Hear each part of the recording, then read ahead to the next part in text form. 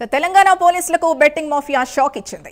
ఏకంగా police website ని hack చేసి అందులోనే బెట్టింగ్ యాప్స్ ని ప్రమోట్ చేశారు. తెలంగాణలోని సైబరాబాద్, రాచకొండ కమిషనరేట్ వెబ్సైట్లను బెట్టింగ్ మాఫియా హ్యాక్ చేసింది.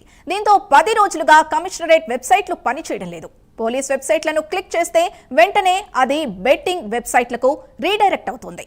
ప్రస్తుతం సర్వర్లను ఐటీ విభాగం డౌన్ చేసింది.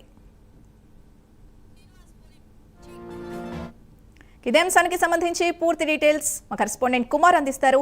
కుమార్, అంటే ఈ వెబ్సైట్లను ఎలా హ్యాక్ చేయగలిగారు, అసలు ఏం జరిగింది? సింధు, తెలంగాణ పోలీసులు వెబ్సైట్ కి సంబంధించి బెట్టింగ్ మాఫియా వాటిని అయితే హ్యాక్ చేసినట్లయితే తెలుస్తుంది. ముఖ్యంగా సైబరాబాద్, రాచకొండ కమిషనరేట్ వెబ్సైట్లు అయితే ప్రస్తుతం హ్యాక్ అయినట్లయితే తెలుస్తుంది. అలాగే ఈ కమిషనరేట్ లోని ఈ వెబ్సైట్లు ఏదైతే బెట్టింగ్ సైట్లు, అదే బెట్టింగ్ సంబంధించి యాప్స్, అంటే వాళ్ళు ఏమైనా సైట్స్ ఓపెన్ చేస్తే వాటన్నిటినీ కూడా బెట్టింగ్ యాప్స్ కి అయితే ఈ రీడైరెక్ట్ అవుతున్నట్లయితే ప్రస్తుతం ఉన్న అధికారులు కూడా గుర్తించారు.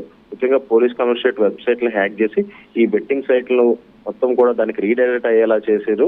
10 రోజులుగా ఏదైతే ఈ సైబరాబాద్, రాచకొండ కమిషనరేట్ వెబ్సైట్లు అయితే పనిచేయనట్లయితే తెలుస్తుంది.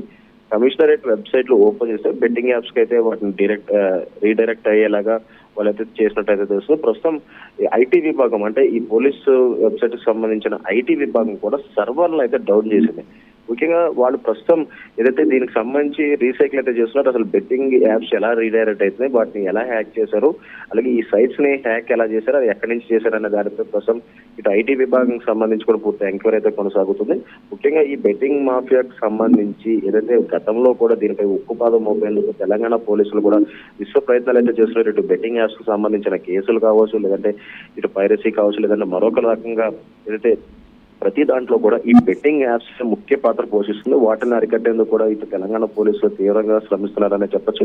ఇప్పుడు ఏకంగా ఈ బెట్టింగ్ యాప్స్ ముఠా డైరెక్ట్ ఇటు Cyberabad, Rachakonda commissionerate police website నే హ్యాక్ చేశారనే తెలుస్తుంది. ఈ నేపథ్యంలోనే మొత్తం 10 రోజుల నుంచి కూడా ఆ సైట్స్ అయితే పనిచేయట్లేదు. ప్రస్తుతం వాటికి సంబంధించి ఏం ఓపెన్ చేసినా సరే బెట్టింగ్ యాప్స్ కి రీడైరెక్ట్ అవుతున్నాయంటూ కూడా ఇటు ఐటీ విభాగం కూడా గుర్తించింది.